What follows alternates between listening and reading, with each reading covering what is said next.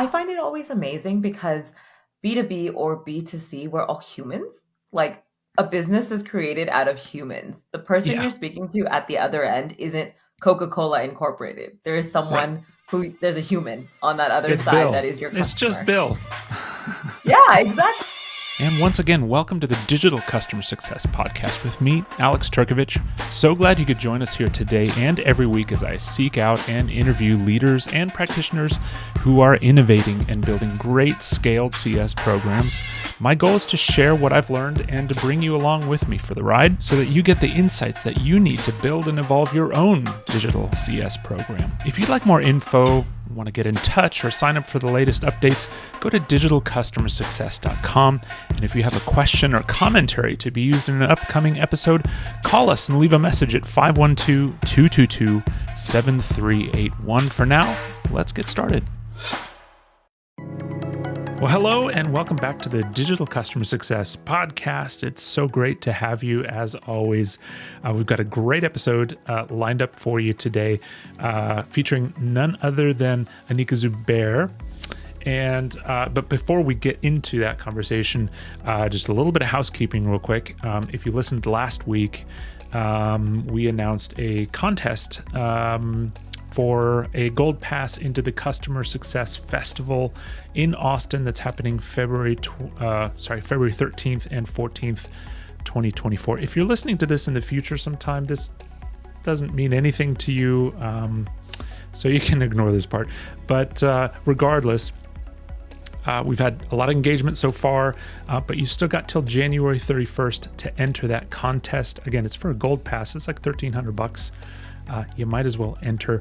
The way to do it is linked in the show notes. It's a LinkedIn post, but essentially it boils down to this. You need to leave a review for the show and send me a quick screenshot of that review.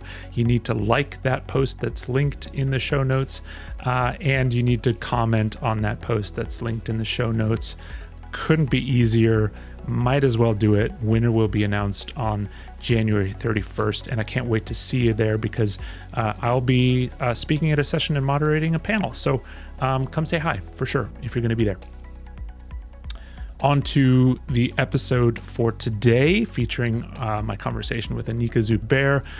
She is a CS staple, a CS powerhouse, and I was so happy to have a conversation with her. She's also a podcast host on her own. It's always kind of nerve-wracking having podcasts, like fellow podcast hosts on this show. It's not the first time, but anyway, we get into the nitty-gritty of a bunch of different things, including kind of career stuff. She spent a lot of time as a consultant, still consults, but is now also full-time CS leader once more.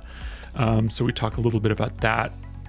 We talk a lot about short-form content, like TikTok style content, and how to use that to drive engagement and call to actions and those kinds of things. We spend some time talking just about practical examples. There's lots of really great practical examples in this episode as well of stuff that you can go implement. One of the things that I found quite fascinating is that we do spend some time talking about taking things from B2C into B2B. I don't know why there just seems to be this reluctance to do it. Like, in B2C, we should be able to talk like humans, or in B2B, we should be able to talk like humans. And there's just a reluctance to do that. And so we spend some time kind of talking about that a little bit, because I know that has been a topic of conversation in some of the Slack groups I'm in and on LinkedIn as well. But really cool stuff. I thoroughly enjoyed this conversation with Anika Zubair. I'm sure you will as well. And here we go. I'm just going to stop talking. Here we go. Anika, it is amazing to have you on the podcast. I've been looking forward to this conversation, and which you wouldn't have picked up on given how tardy my prep email went out to you. It's a classic case of like stuck in draft mode. But suffice it to say, I'm excited to talk to you today because you are one of the mainstays in like CS content. You have just a ton of experience. You're currently head of CS at Griffin, which is a new kind of a new gig for you. You've been you've held, all kinds of amazing leadership positions in CS, including I think you were at Insighted for a skosh. You've Bolton. I want to, before I let you speak, because it seems like I'm never going to let you speak at this point. I want to go like way back and ask you about your kind of formal education in political science, and you Oh also, from man. what I saw, you got a master's in Berlin in something like international relations, something like Mhm. A, welcome, and B, what was that all about? Awesome, Alex. I'm so excited to be here. Thanks for having me on. I'm usually the one asking questions, so this is fun to be in the Yeah. hot seat, as it's known as. So I'm excited to Mhm. be on here. But as you mentioned, Anika Zubair, I'm head of customer success at Griffin currently. But I have spent the last 12 years in customer success in a number of leadership roles. We can dive into that. But to answer your question specifically about my formal education, I did study political science and did a master's in international relations. And a lot of that was due to the fact that in a former life, I wanted to actually be a lawyer. And I went Mm, down the route of studying political science or in that realm of international relations to someday possibly pursue law school. I even yeah. was a legal aid at one point too, and all of that resulted in me realizing I definitely do not want to be a lawyer, but I enjoyed studying political science and enjoyed the topic and the relation. I always knew I wanted to do a master's, and I continued down the formal education side of things because of personal drive to get a master's. But it has nothing to do with what I do in work in tech today. But I have to say, I know a lot of people question, education or further education and if it really Mm, applies to getting a job. To sure. me, I think you don't need it, but it's amazing to have because it taught me so much more discipline and formalities around who I am and structured me as a human being, not necessarily as a professional, but as a human being. And I am a lifelong learner, so I think it also set me up for success in that way. So that is the backstory of why political science, international relations, and why Berlin is because I am an expat. The accent is Californian, Yeah. but I have spent the Yeah. last coming on 13 years in Europe, first in Berlin, Germany, and now I find myself in London, England for the last 8 years. So I say that I am an expat. I'm also British, but I don't have the accent yet, and I'm definitely waiting for that one to kick in. Your soul is British. It is in some weird ways, Yeah. yes. Well, that's cool. You are, I don't, I can't remember which guest it was. But you're not the only one with a political science background. I'm trying to remember who that was. There's somebody else that got a poli sci degree. And we actually talked a little bit about kind of the implications of that in CS, because I do feel like there's probably some skills that you acquired in that education that probably help you out in CS. Would you agree with that? Uh, I would have to be digging back into my memory thinking about Yeah. that, but I would say Uh-huh. that the formal part of all of the writing, I can imagine, like that Mm, affects me every single day and how communications and how that works as well. Like I just think back to my thesis and everything I had to write and actually first read and understand and then reiterate and deliver back. I feel like that can definitely come into a yeah. big part in customer success and how we communicate with customers, but also again, how do we take jargon that is, you know, political science and then put it Hmm. into place in everyday language or in everyday examples. And Yeah. I remember my thesis was all about connecting social media to a lot of political events that have happened in the world. And because of that, again, I was taking jargon that we know from theory or practice, which I think of in CS, we take product jargon and we then make Yeah. it easy to understand and absorb in front of our customers as well. So if you want to draw that parallel, maybe I'm reaching here, but maybe that's what I you guys do. talked Yeah. about. Yeah, no, yeah, it's very interesting because it's true. Like a lot of what we do in CS is really just boil it down to like, hey, what do you want to accomplish? here's how you're going to do that, and here's the technical documentation for your teams to go execute on it. Exactly. But then we have to be the ones that answer the questions when the technical Yeah. jargon doesn't make sense. Yeah, exactly. Demystify it a little bit. That's awesome. Yeah, So, obviously, this is the Digital CS podcast. I ask all my guests kind of the same question, which is roughly like, what's your elevator pitch for Digital CS? Because everybody's is a little bit different, and I like to, ask everybody because there's different flavors that come to it.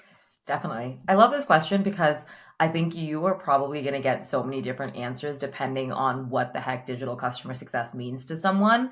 But to Yep. me personally, in today's crazy world of tech that we live in, customer success has taken on a whole new meaning. And with the rise of technology, but also with the rise of all the different software that we use, businesses really have to adapt and change to ensure customers are getting what they really need to have a seamless experience across Mm-hmm. your product. And I think that Yeah. whether you have a high touch model that's bringing in digital customer success or whether you are only a PLG motion, everybody needs to have some sort of digital engagement. And because of that, digital customer success is all about leveraging technology and making sure it fits in to your customer journey, depending on what that journey really is. Is it using analytics? Is it using AI?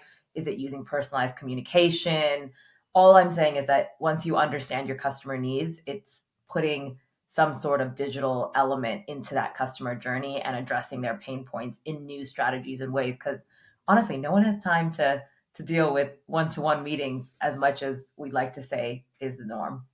Yeah, for sure. I mean, there's you can only grow so much if you're just focused on like that one-to-one high touch, which early stage, is super important because that's when that's all that kind of Definitely. as you start growing, like, you can't throw bodies at and you got to But evolve a yeah, little as bit you that way. grow, not just the bodies, it's just like we live in a different world. I just think of Yeah. like, I've been in customer success for 12 years, coming on 13 years. 10 years ago, I would meet my customers in person. It would never be Hmm. questioned to be like, yes, we're going to have round tables. Yes. But like now people's Yeah. budgets look different, but also the way people interact are so different. Pre pandemic, it wouldn't be an issue to jump on a plane and go visit a customer. It was almost baked into the idea and concept of being a client relationship manager or an account manager. But Hmm. in today's day and age, that is just not part of your business plan to Yeah. have that sort of budget to meet customers in person. But also, customers aren't doing it as much anyways as well. So it's all evolving and changing, and that's what I mean. But where we need to leverage technology to really service what our customers want. It's almost an expectation, quite honestly. And I think COVID had a big hand in that, and kind Yeah. of changing that a little bit because everybody got used to operating digitally. I mean, you know, I think pre-COVID, my father, for instance, who's 84, something like that. He never used Facebook. He never used, like FaceTime wasn't that we did. And he's on Marco Polo now. He's posting on Facebook. He's doing all the Instagram stuff. And it's like this whole, it's a weird example, but I think just in general, the world got a lot more used to operating digitally. And I think in the world of business and SaaS, I think that's super true. One interesting thing that I like to point to too is kind of like the resurgence of the QR code.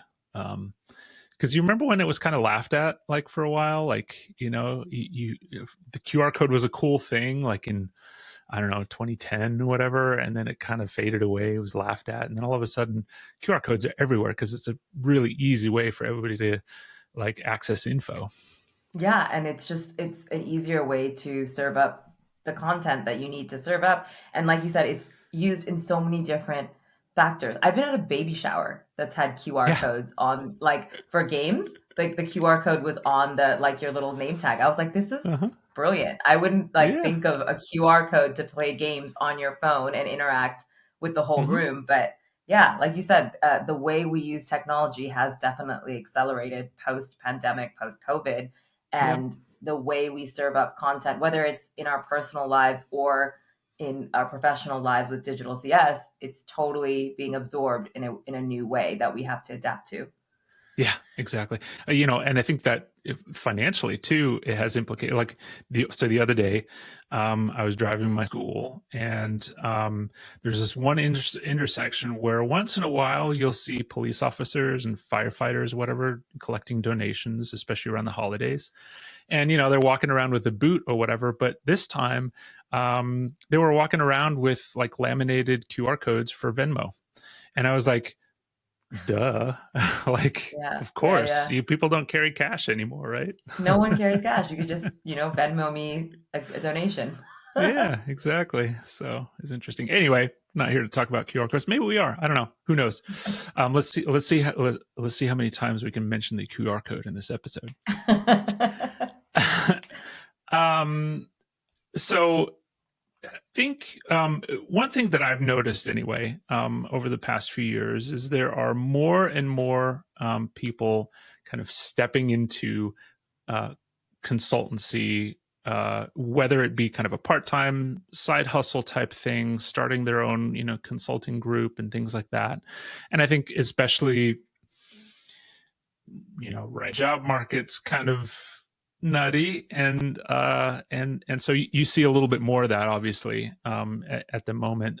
You've actually recently made the switch back. I think a few months ago, basically, you started as head of CS at Griffin. And so I was just curious to get kind of your insight into how that transition has been for you personally. Congrats on the role, by the way. But how has that transition been for you? Are you do you are you still working with some clients? To divorce yourself? Like what does that kind of look like for you? Yeah. Backstory is I have been doing consulting or some sort of advisory role since the pandemic.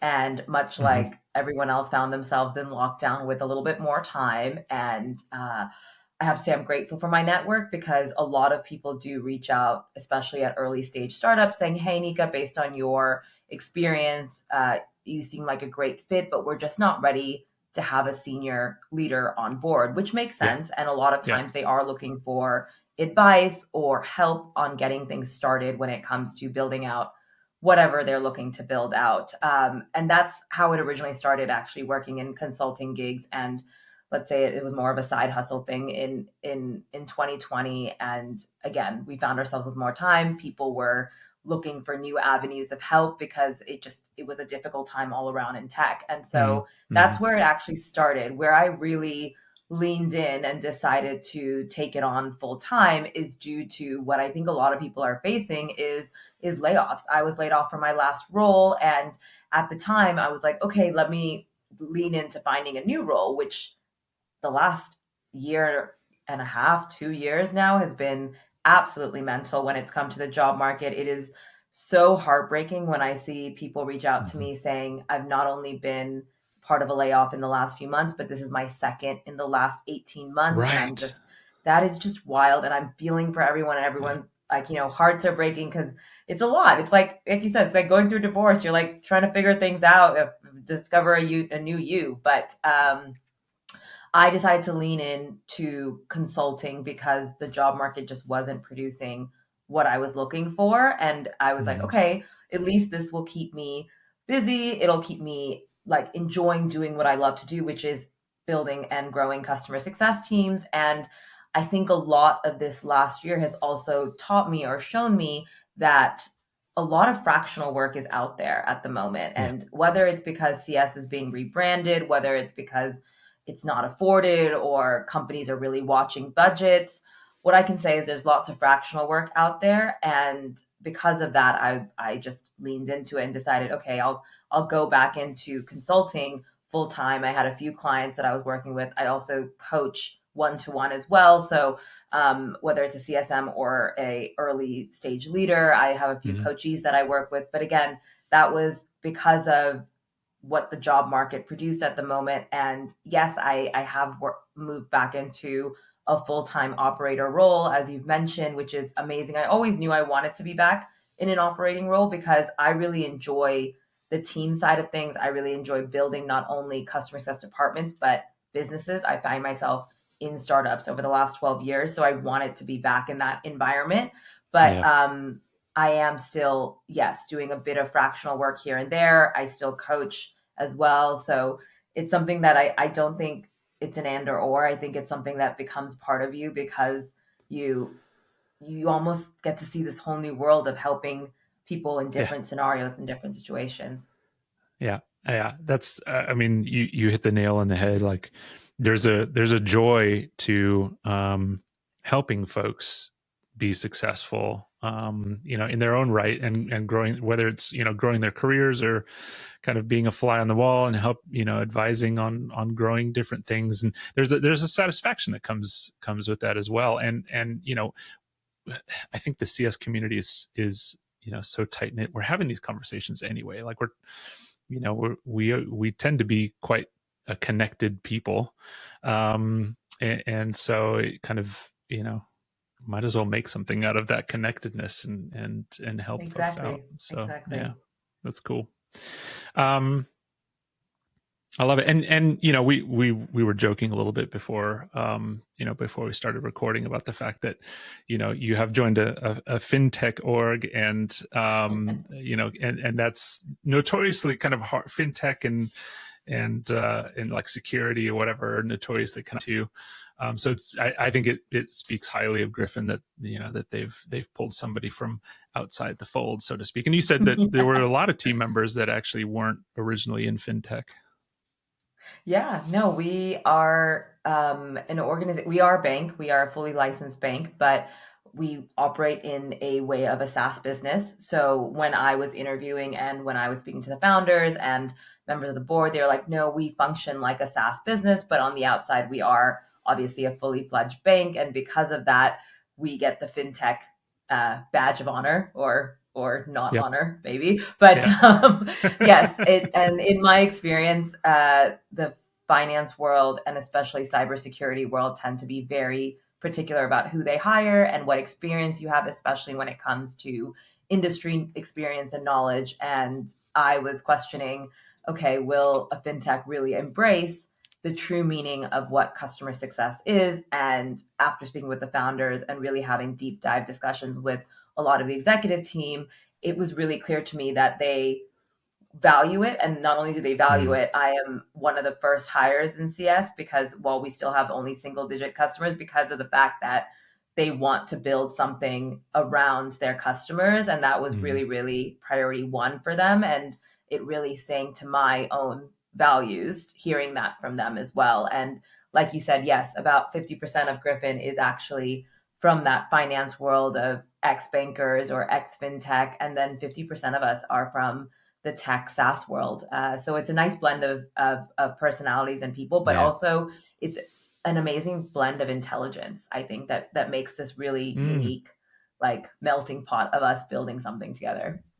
yeah, and probably an awesome learning opportunity along the way too, which is cool. Definitely. Yeah, I would I imagine you're definitely kind feel of. like the learning curve has been so steep, but I've, again, people have been amazingly nice. And then I'm like, I'm sorry, I thought SaaS had lots of acronyms, but banking has like Mm. 10x the acronyms that I have to learn now. And I'm always like, is this the SaaS acronym or the banking acronym? But Yeah, I yeah, didn't even think about that. Like, fintech of a ton of acronyms. Just like, I mean, I guess any industry, but I would imagine that's astronomical, kind of like, I don't know, rocket science or something might beat it out, but who knows?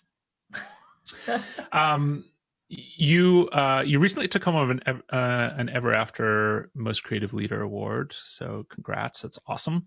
thank Um, you. it is a very, very short and distinguished list of winners there, but it was, you mentioned that it was basically around a CS trailer program that you had built up, correct? And I would love for you to give some insight into what that program was and what problems you were trying to solve and those kinds of things. Sure, happy to. So it was based on a initiative that was launched at my previous organization, Carbon, and Carbon had a very large amount of customers in their long tail. So really Yeah. dealing with truly SMB or low touch digital touch customers. And the idea was, or the issue that we were facing really was the fact that a lot of our single user or singular license users were asking for a lot of our time, but we just could not dedicate the one-to-one time for those customers. Like some of them were our OG clients that have been with us from the start, but they are no longer our ICP. We realized that there was just a lot of customers that were sold to, but also a lot of people that continue to come on that were only like solopreneurs that were using our product, which is fine. Mm-hmm. It's built for that purpose too, but it was hard to service them the same way as someone who had 20 or 200 seats with us. So Right. very much realizing that we had this huge gap to fill, but also the issue was that a lot of the things that we were already doing weren't impactful with our digital led program, meaning we use Loom to create videos in order to make sure our clients got some sort of update from a human or a CSM. And I, as a leader on Fridays, would spend time reviewing either our Gong recordings or Loom videos that were being sent out so I can fully understand, are we, approaching the problem correctly, but also are we being impactful with what we're doing with our customers, and are we driving value in these conversations? Yeah. And I started to see the analytics out of Loom, and it was very rare that any of it was being watched through. Like Really. open rates were very low, but of emails, but also the Loom video was just not being watched through. And these are like 20, 30-minute videos that we were doing because they were in depth of like product education or what's on the roadmap or what you're missing and using and not using in your account correctly, almost like an account health check call as well. So a lot of the content was very Mm-hmm. valuable, but just wasn't being watched. And because of that, I decided to apply something in the B2C world that was on the rise into B2B. And the idea came from me from being on TikTok. I will Yeah. openly say I'm addicted to that app. I sometimes scroll and I'm like, oh my Same. gosh, an hour has gone by. What has just happened with my life? But Yeah, I the have rise of TikTok that TikTok guilt happened, on a daily basis. yeah, like the amount of things I send to my friends or my family off of TikTok Uh-huh. is ridiculous. But Yeah. coming back to the rise of short form video content, Mm-hmm. and I was like, oh my gosh, because it's like 7 seconds or 20 seconds. Yeah, I'll watch it. Yeah, I'll flip through it. Yeah, I'll absorb that content because Yep. my brain had that much, energy to watch that. And I was like, why don't we take the same idea and apply it to our business reviews or Yep. client calls? Mm-hmm. And this was, again, it was on the rise in 2021. So in 22, we decided, okay, let's do what I called a CS trailer. And a CS trailer is basically giving you a little sneak peek into what it is you can get if you book a call with us, or if you want to go into, for the one to many customers, into a roundtable discussion webinar where a CSM can elaborate on new product feature releases or on educating you on something within your account. So I did is challenge our CSMs to make Loom videos that were max 90 seconds. Yeah. And the 90-second video had to be something that was impactful, that captured attention, that was able for the CSM to actually then drive value, but also get the customer to do the call to action, which is book in more time to either discuss your account in detail or join a webinar.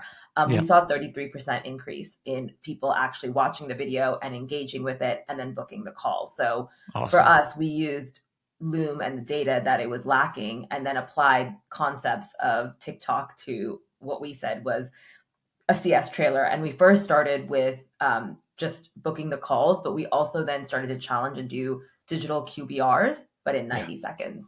And again, That's great. challenging to make sure you're able to capture someone's attention in 90 seconds or less.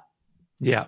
It is a challenge to do that because 90 seconds, depending on what you're doing, it can either seem really, really short or really long.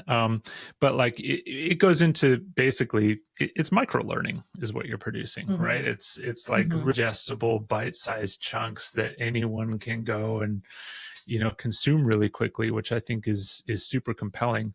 Because it sounds to me like before it was almost like watching the recorded call, right? Which who really watches recorded calls? I do Yeah, sometimes, but exactly. like Like, but who who really even does pays that? Yeah, attention in an hour call QBR? Like, are you yeah, getting the attention the full hour? yeah. Were you getting into like persona versions of that? Like, would you do something for an executive buyer versus a user or a champion, or is that something that you've dabbled So we with? only had one persona because we Okay. were channeling those solopreneurs that I talked about. So Right. Yeah. it was like the business owner that didn't have the time, but also used so many parts of our product. It was really a great like case study story because they were Hmm. using us so well, but they're a solopreneur. They only had so much time. So they were the executive buyer, but Yeah. also they were the people that that needed the most education but didn't have the time to give us. So Yeah. we Yeah. targeted that as our first draft of our, I guess, persona that we were Sure. chasing. I love the notion of this because one of the things that a lot of guests say on the show is this notion that digital, one of the byproducts or one of the primary goals of digital would be to make sure that your humans are spending their time having valuable conversations with their customer, right? Instead of Yeah. like sending the same email 50 times in a row. And I would say that, if you're pulling up a customer's, health score, support tickets, all that kind of stuff, you're spending a couple minutes reviewing that, you're shooting a 90-minute loom, sending that out. I would say that's incredibly high value activity that you're engaged with. And it is completely like, it is a really cool combination, but human element and the digital element that I think is kind of the gold standard in digital CS these days. Yeah, and I think that that's what people forget. I think a lot of, I'm sure you've talked to a lot of guests that feel the same where, oh, I need to send like an email campaign, or it needs to be an Yeah. AI bot, or it needs to be an Right. in-app message or something like that. And there's nothing wrong with all of those pieces, by the No. way. But I have always built digital CS where you already have a layer of customer success, but how do you add technology into that human element? And whether Yeah. that's a one-to-one Loom video or whether that's a one-to-many webinar, I still think the only way another human is going to engage is with some level of human interaction, whether that's the Loom video, whether that's a webinar, whatever it is. Like a lot of times in-app things are closed off. And yes, they might be good for an answering a question quick here or there, but to deliver value, it's tough. I think it's really tough if you only take the digital route and not the human side. And with those short attention spans, man, like I know it's crazy, but you gotta get on it's it. like it's getting shorter every day. Yeah, it is. Funny, actually, this morning I was on TikTok and I saw this. It was a pretty funny video of, it's just a guy walking down the street or whatever, and he was having he was shooting a selfie TikTok type situation. And he was talking about how, like, kids these days, they're all like into the 90s, like the 90s are making a comeback. And then he was saying, like, okay, well, your parents were late to pick you up for this. The coach took the balls away. What are you doing? You're staring at the sidewalk, and then you're looking back at the goalpost. And welcome to the 90s, because you don't have this phone in your hand. And And he gave a couple examples like that. But it's like, yeah, the way we consume things has obviously changed a lot, in those few decades since the 90s. But like, the because of and reels and all those kinds of social media things that everybody's engaging in, they're expecting kind of like this scroll element of where it's like quick, digestible, to the point, and let's move on.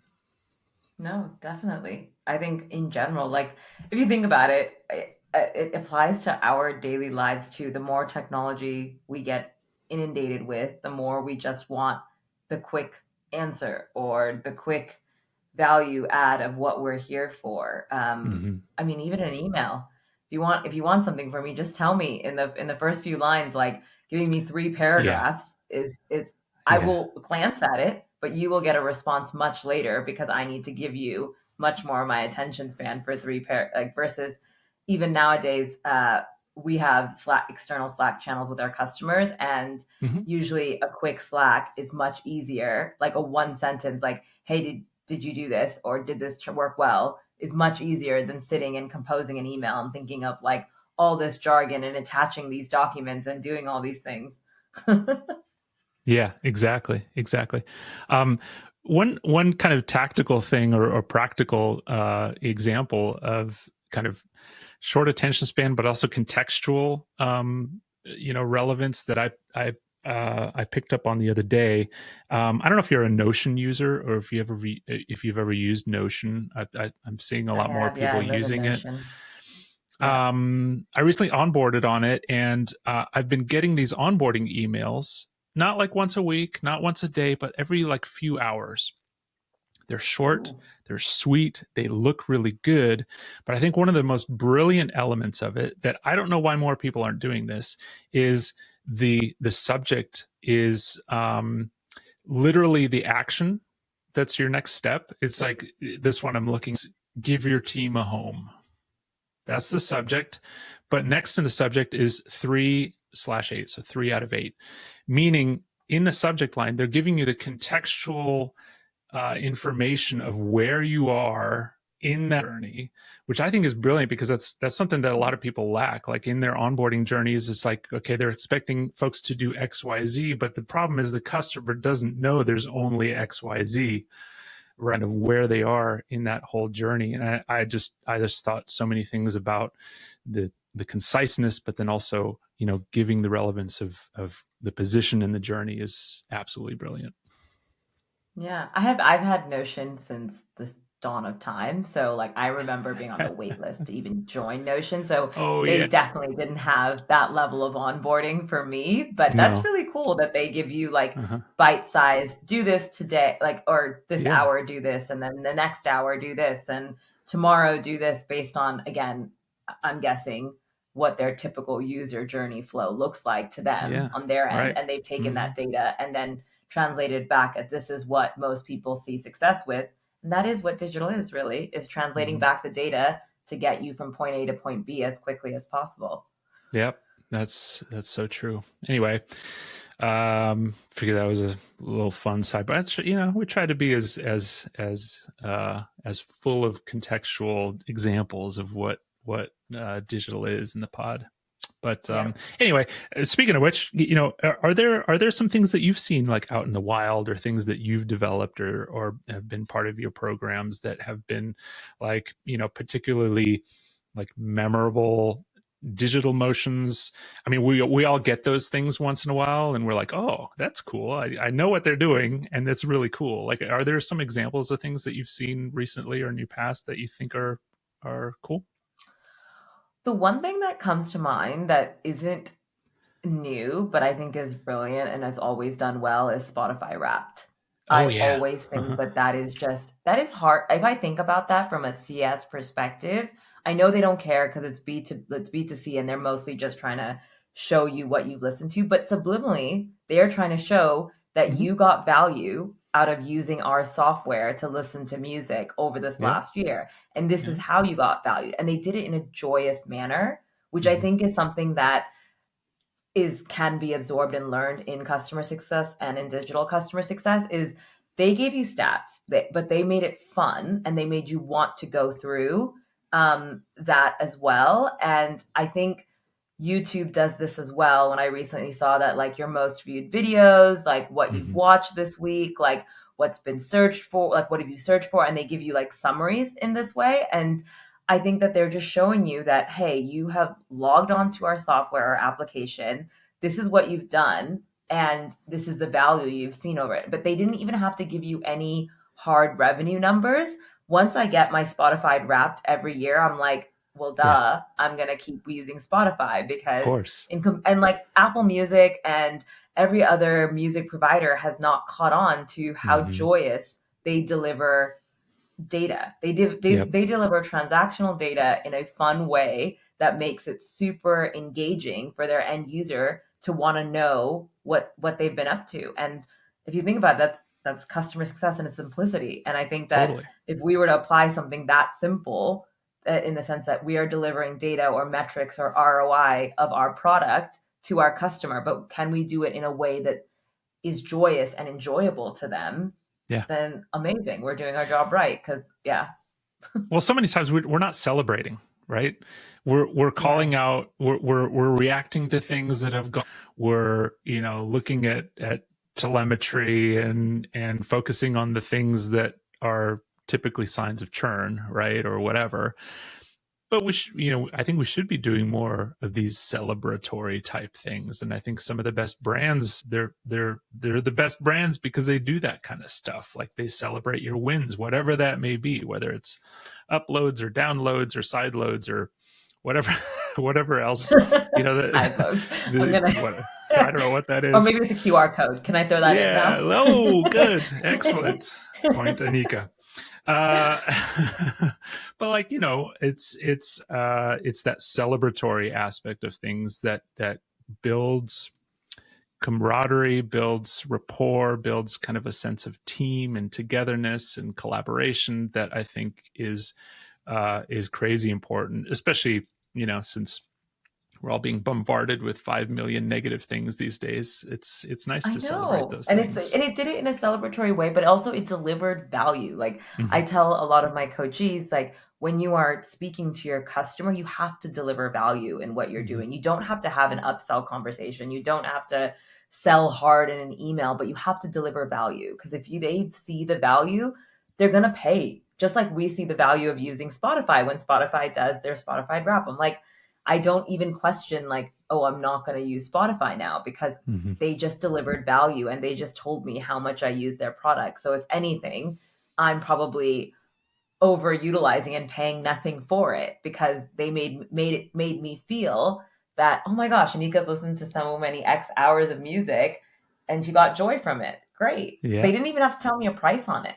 There was no No, money on that nothing. Spotify wrap. Hmm. And even as a creator, you getting those things as someone who uploads on Spotify or publishes to Spotify, it's like those stats that they provide you as a creator makes you want to is like keep publishing on Spotify, of course. Yeah, exactly. I'm sure but you get it but too. I Then think, I was like, I'm sure you've gotten your year-end stats. yeah, absolutely. It's fun to look at. And what's interesting to me is what it'll look like next year. Because I mean, the podcast is, I don't know, 7 months old, something like that. So I haven't had a full year in the hopper. I'm interested to see what next year looks like because I know at that point they'll switch from like, you've had this many X's and this many X's to like, hey, this is your growth year over year and all that kind of stuff. Exactly. So And yeah, they're basically doing digital CS, I think, in the most completely. amazing way because it's all in just this short video content that's like, hey, you used it this way and you've seen growth and this is your favorite song this year. And the thing is it's just part of their bigger strategy because come January or February, I don't remember when it happened. They give you the your most played 2020. Mhm. They automatically create your playlist from last year. So if Yeah. you want to listen to your top songs of last year, it's just there for you. So they're Mhm. almost providing a better experience by doing something for you, which again is the follow up to their rap series.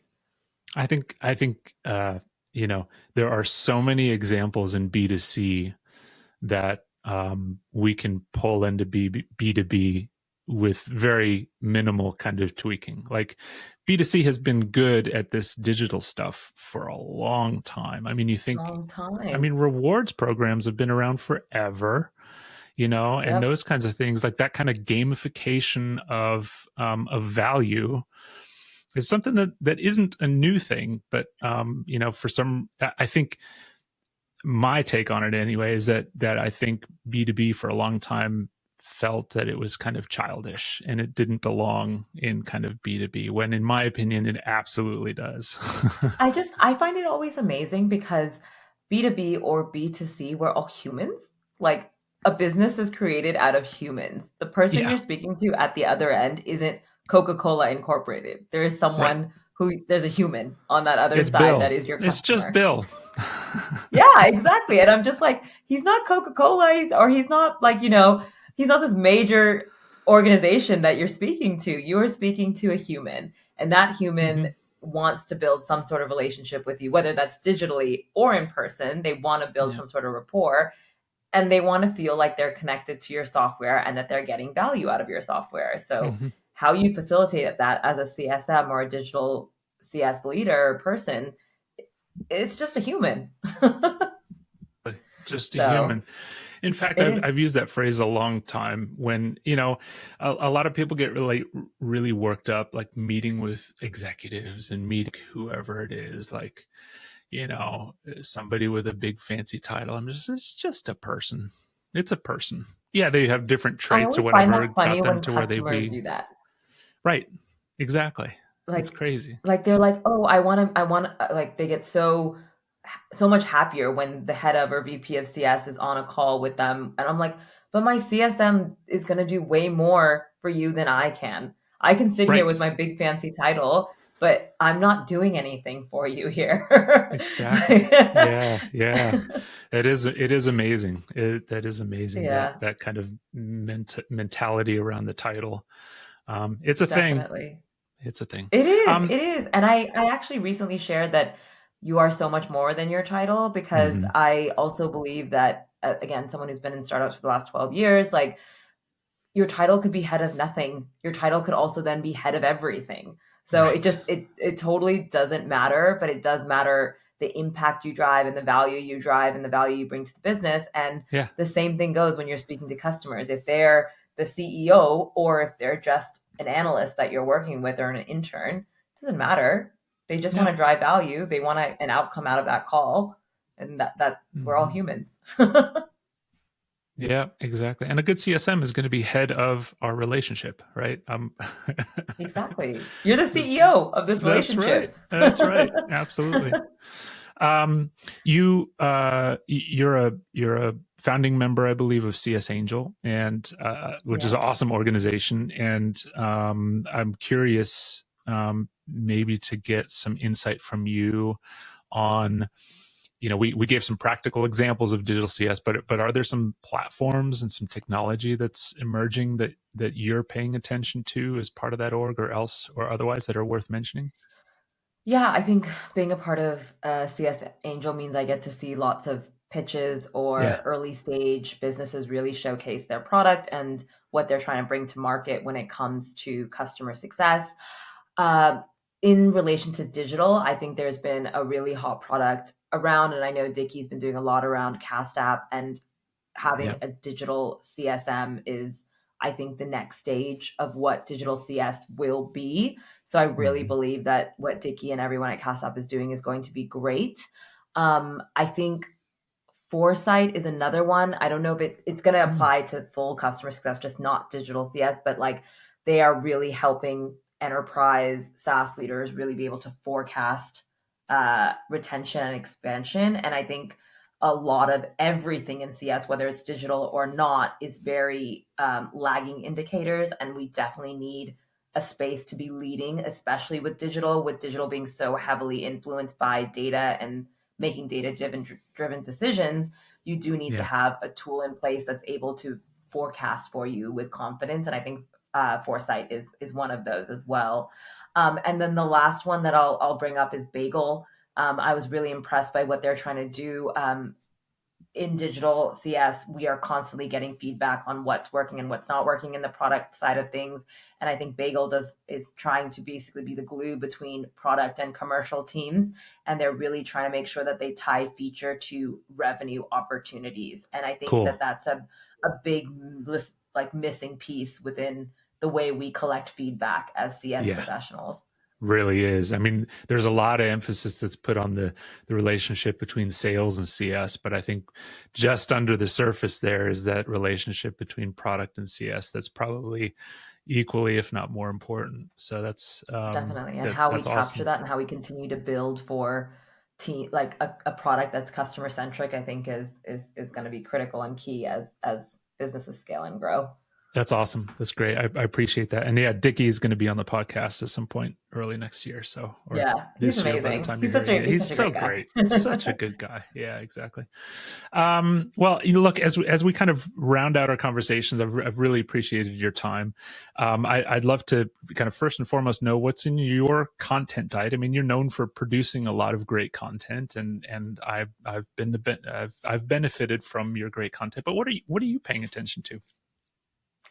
This is so hard to say because I feel like I consume in different ways. And Yeah. as a podcast host, I don't listen to as many podcasts as I probably Sure. should because I'm hosting them, but I do love three podcasts that I'm going to say that are business related. Is I love This Is Growth by Daphne. She's done a great job of really connecting CS to growth overall, not just specifically within customer success, but how does it grow the business?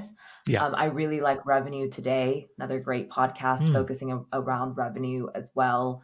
Um, I do like I it's hard to keep listing all the CS podcasts because again, I have my own and I don't even listen to my own podcast.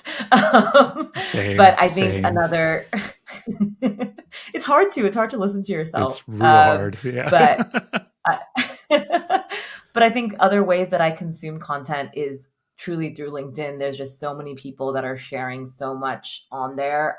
There's a number of thought leaders, a number of people who've won awards that I constantly have like starred that I always keep coming back to what they have to share.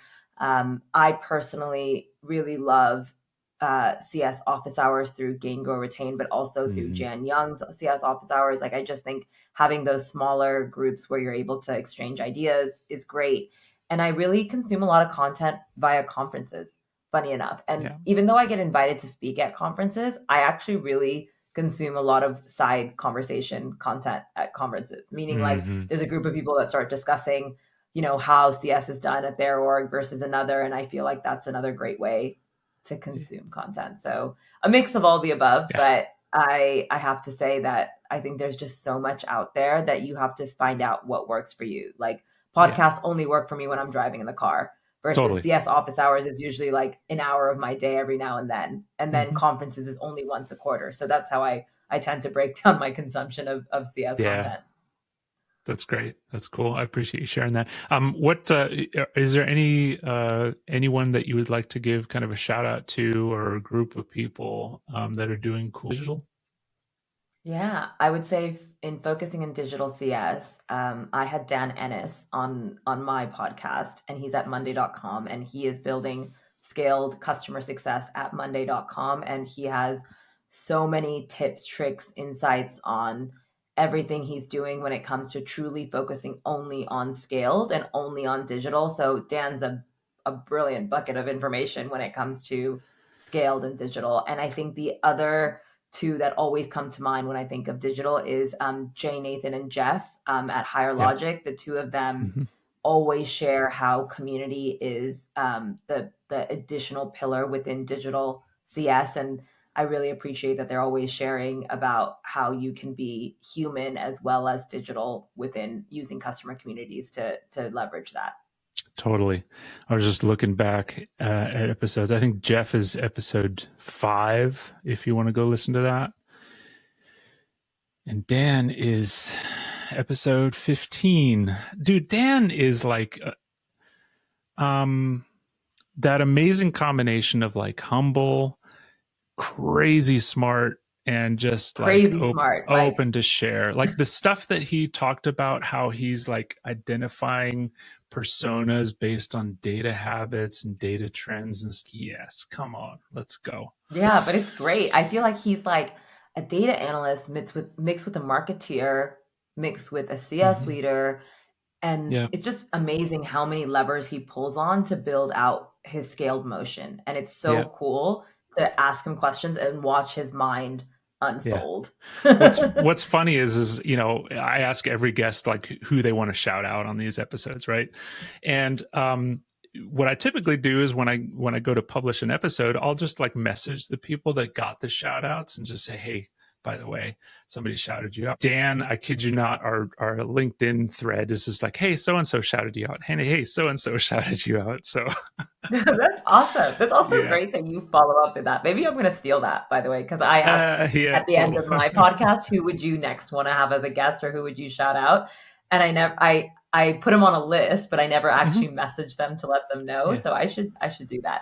It feels good, It's one of those feel good Yeah, things. it does. It does. Look, I am the one that's keeping you from not only your Friday evening, but a fun holiday there with the Gainsight crew in London. So I'm going to shut up and I'm going to let you go, and I'm going to thank you very much for your time and your energy on a Friday afternoon. And it was just awesome talking to you. And I can't wait to do it again at some point in the future. Thank you so much for having me on. This was so much fun. And as always, it's nice to be on this side of the podcast recording. So thank you so much for having me. Thank you for joining me for this episode of the Digital Customer Success Podcast. If you like what we're doing, consider leaving us a review on your podcast platform of choice. It really helps us to grow and to provide value to a broader audience. You can view the Digital Customer Success definition word map and get more details about the show at digitalcustomersuccess.com. My name is Alex Turkovich. Thanks again for joining, and we'll see you next time.